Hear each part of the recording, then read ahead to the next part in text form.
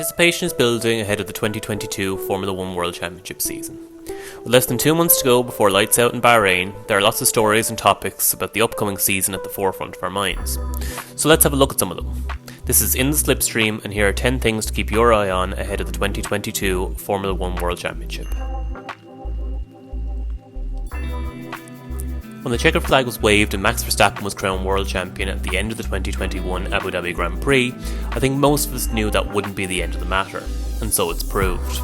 The fallout from race director Michael Massey's, let's call it, creative interpretation of the safety car rules at the end of the race, which ultimately snatched the world title away from Mercedes' Lewis Hamilton, has rumbled on. The FIA announced they would be investigating the situation. However, the results of that investigation won't be announced to the public until the World Motorsport Council in Bahrain in March. So what will change? Well, rumours have been floating around in recent weeks that Massey's position is under threat and that the FIA may be looking to replace the Australian ahead of the upcoming season. The Abu Dhabi debacle was the most high-profile incident of the season, however it wasn't the first time that Michael Massey has come under fire. Concerns have been raised on more than one occasion about his decisiveness when it comes to bringing out safety cars and red flags. This was highlighted in Azerbaijan last year when Max Verstappen had a tyre failure on the main straight, yet racing wasn't halted for nearly 90 seconds. Lack of clarity and consistency over track limits violations and lap 1 incidents have also seen Massey called into question. It'll be interesting to see what the outcome of this investigation is and what changes we see implemented going forward. Hamilton hasn't been heard from since the disappointment in Abu Dhabi, and his F1 future still remains up in the air. The 7-time world champion has a contract that runs until the end of 2023, however rumours have been strong in suggesting that he's waiting until the outcome of this investigation before deciding on whether or not to continue in the sport. Do you think Hamilton will be back on the grid come lights out in Bahrain? Let me know in the comments. If Hamilton is to stick around for 2022, he'll have a new teammate to contend with. Valtteri Bottas has moved on to Alfa Romeo for a new challenge after 5 years with Mercedes, which saw the team take all 5 constructors' titles in that time. His replacement is Mercedes prodigy George Russell, who spent the first 3 years of his career honing his craft at the back of the field with Williams.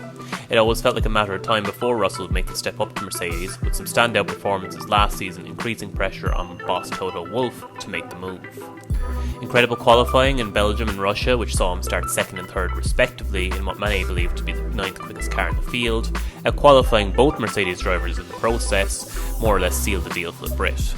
He also impressed in his only previous outing for Mercedes in Bahrain in 2020, stepping in for a COVID-stricken Lewis Hamilton before coming agonisingly close to a race win, only to be undone by a pit stop mix-up and a puncture. The question is, what attitude will Russell have going into this season? Will he be happy to come in and play second fiddle to Hamilton like Bottas was, knowing that his time will eventually come as Mercedes number 1 when Hamilton does retire, or will he look to take the fight to Hamilton straight off the bat? Toto Wolff will be hoping for the former. With all due respect to Bottas, Hamilton hasn't seen a realistic challenge by a teammate since Nico Rosberg's retirement in 2016. The battle between Hamilton and Rosberg got so toxic that Wolff himself claimed he threatened to drop one or both of the drivers if their animosity kept spilling over on track. So could Russell cause Hamilton and Mercedes similar headaches, or will it be smooth sailing for the Silver Arrows? Another battle to keep your eye on this season will be the one at Ferrari. The prancing horse saw a return to form last season, securing a 3rd place finish after a dismal 2020. Carlos Sainz had joined the team at the start of 2021 from McLaren, replacing Sebastian Vettel, and it's been very much smooth sailing for the Spaniard alongside Charles Leclerc. The two have been praised for their consistency throughout the season, and truth be told, it's all been very civil. But will that last, particularly if Ferrari follow up on pre-season hype surrounding them and produce a car capable of challenging for race wins and titles? Well, Leclerc has often been seen as Ferrari's golden boy and the one who would take them to the title if provided the machinery. However, Sainz may have cast a bit of doubt on that. In his first season with the Scuderia, he managed to finish ahead of Leclerc in the championship, taking 3 podiums to Leclerc's 1. Now, Leclerc did manage to beat Sainz in the head-to-head in both qualifying and the races, however titles are won on points. Sainz's consistency is highlighted in the fact that he didn't retire from a single race all season and finished in the points in all but 2 of the 22 races. But will it remain so friendly if the stakes are raised and they're competing for the title? They managed to find themselves on the same part of the track so often last season without incident. But if they're fighting hard for a championship, I personally can't see that continuing, and we could see a turn in their relationship. Now, a lot of this obviously depends on where the Ferrari car is in the order come Bahrain, but it's certainly something to keep an eye on. From two potential future world champions to the home of the reigning one. Max Verstappen took the title in the most dramatic of circumstances last season, with the race for the title going all the way down to the final lap. Red Bull looked nowhere near Mercedes in 2020, but turned up to testing last year with a car that looked like it closed the gap astronomically, and so it proved. They took the driver's title with Verstappen and brought the fight with Mercedes over the constructor's crown right down to the wire. But how much did that take out of Red Bull, and will it cost them with the new regulations in 2022? Well, many of the field have made no secret of the fact that much of their development focus in the last year was on the new 2022 cars rather than improving their 2021 Challenger. It can be assumed that a lot of Red Bull's focus would have still been on giving themselves the best possible chance to nick their first title since 2013 from Mercedes. And it worked. But much like the developmental shake-up in 2014, will it have a detrimental effect on their performance in the upcoming season. Red Bull had won 4 drivers and constructors titles on the bounce between 2010 and 2013 with Sebastian Vettel, yet they weren't particularly close to Mercedes in 2014 as a result of the big rule changes. This is highlighted by the fact that Vettel didn't manage to win a single race in the entire 2014 season. So will we see history repeat itself?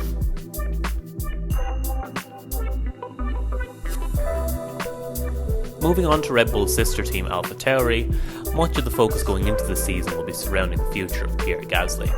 Gasly's contract with AlphaTauri is up at the end of this year, and he'll surely be considering his options elsewhere. The Frenchman had been promoted to the main Red Bull team in 2019 after Daniel Ricciardo's move to Renault, but he struggled to get to grips with the car and was comfortably beaten by Max Verstappen. This resulted in him being dropped back down to AlphaTauri, then known as Toro Rosso, in a swap for then rookie Alex Albon midway through that 2019 season. While Albon struggled in 2020 and was dropped by Red Bull ahead of 2021, Gasly has thrived back in a less pressurised environment at AlphaTauri, becoming one of the most consistent drivers on the field. He's secured 3 podiums since his return, a third in Baku last season, a second in Brazil at the end of 2019, and an incredible win in Italy in 2020. These performances have led many to speculate that a promotion back to Red Bull might be in the offing. However, many within the paddock believe there is still some bad blood there, which might get in the way of any move back to the Austrian outfit. Gasly would surely be looking to spread his wings and go to a team with loftier ambitions, so if not Red Bull, where could he go? Well, Gasly would surely be considered one of the top options for a number of teams up and down the paddock should a change in their own driver lineups become necessary, with Aston Martin, Alpine, Williams and even possibly Mercedes keeping their options open in case of retirements or underperformance from either driver or team.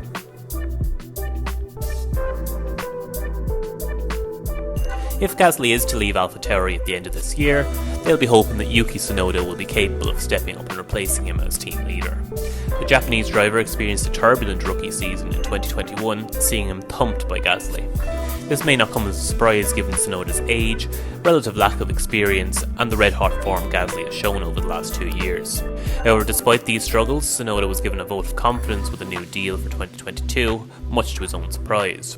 When queried on why he was surprised, he said, "I keep crashing and spending a lot of money for the team." And while Red Bull have shown patience with Tsunoda thus far, don't expect that to keep up should he not show improvement.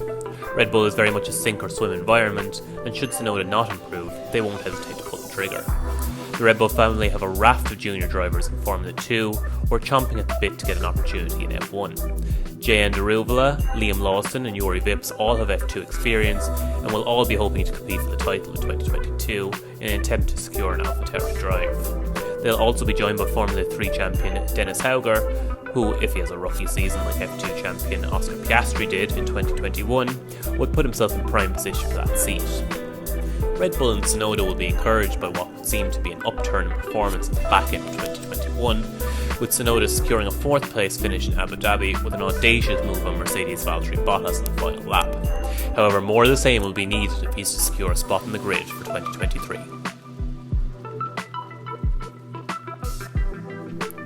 From the youngest driver on the grid to the oldest, Fernando Alonso returned to the sport in 2021 after 2 years away at the age of 39. Many had written off the 2-time world champion's ability to return to anywhere near the form he had once shown in Formula 1.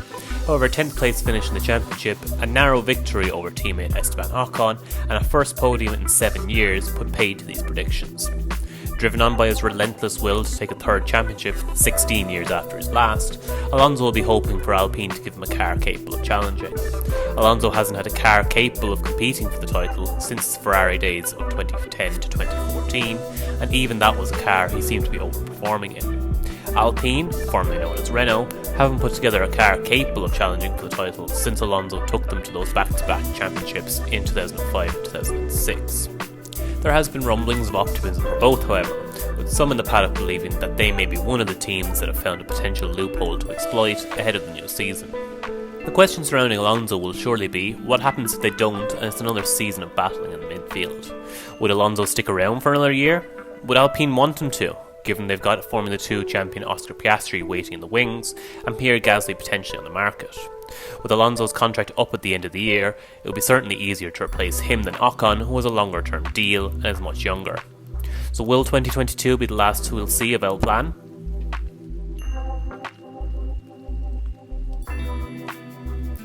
Alonso's former team McLaren go into 2022 with a lot of optimism about returning to the very front of the pack.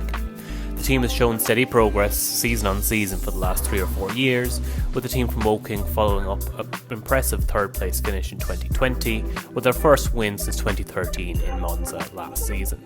That win was taken by Australian Daniel Ricciardo, leading home teammate Lando Norris. It was the high point in an otherwise challenging season for Ricciardo. The former Red Bull driver and 8-time race winner had made the move after a very good season with Renault, and many expected him to have an advantage over young teammate Norris. However, Norris comfortably beat Ricciardo across the season, with Ricciardo struggling to get to grips with his car for large parts of the campaign. Norris got 4 podiums and 1 pole position and beat Ricciardo 15-7 in both race and qualifying across the season. Ricciardo did seem to be getting more of a grip on the McLaren as the season went on, however more often than not was still beaten by Norris. The new cars for 2022 certainly give Ricciardo the chance of a fresh start, and he did have a slow start to his Renault stint before coming on strong in his second season. The question is, will things pick up for Ricciardo against the rapid Norris, or will he be firmly relegated to number 2 driver? The 2022 season will bring about the biggest overhaul in regulations since 2014. The changes will aim to bring the field closer together as well as creating closer racing. One of the biggest criticisms of the racing over the last 8 years has been the issue of dirty air. This is air which is passed over a car, producing turbulent air which can impact the aerodynamics of the car directly behind.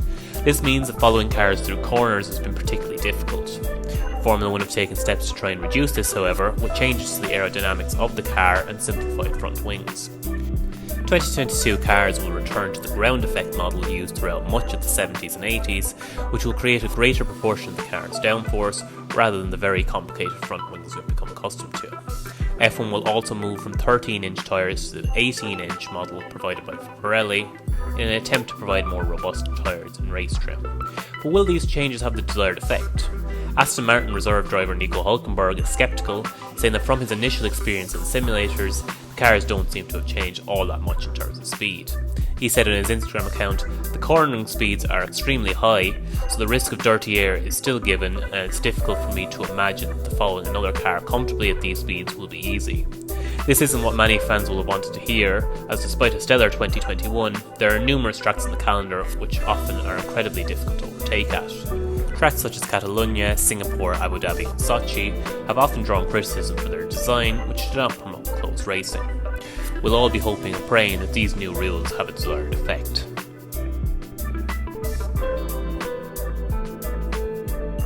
With these new regulations, there's a hope that the entire field can get switched upside down. The teams at the bottom can tear it all up and start again, while the ones at the top do everything they can to stay there.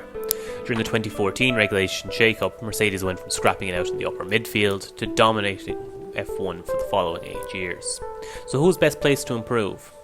Well, it would take a brave person to bet against Mercedes, such has been their relentless consistency over the last 8 years, while Ferrari will be keen to return to the top of F1 for the first time in well over a decade. Teams like Haas, Alfa Romeo and Williams will be looking to take major jumps up the field, having dedicated most of, if not all of their time and resources to taking advantage of this opportunity. Haas have the smallest budget in F1, but we know they've put everything they have into their new car, so they'll be hoping for a better outing than their 0 points from last season. Alfa Romeo have a brand new driver lineup including Valtteri Bottas and Guan Yu Zhou, which they'll be hoping will propel them firmly into the upper midfield. Williams have to cope with the loss of George Russell in their bid to return to their glory years.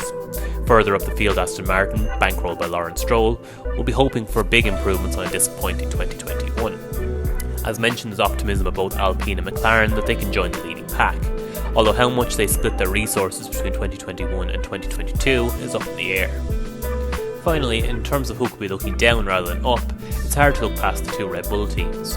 As already mentioned, Red Bull put a huge amount into 2021, and it's hard to see them repeating the trick for 22. This could result in some sort of knock-on effect for AlphaTauri, who finished 6th last season despite probably having the 5th best car. Either way, we'll have a better idea of who will be where come testing in early March. Who do you think will be where come the end of the campaign? And what other stories are you keeping an eye on this season? Be sure to let us know in the comments, and also to give us a like and subscribe to the channel. I'll be back again soon with my first round of 2022 predictions.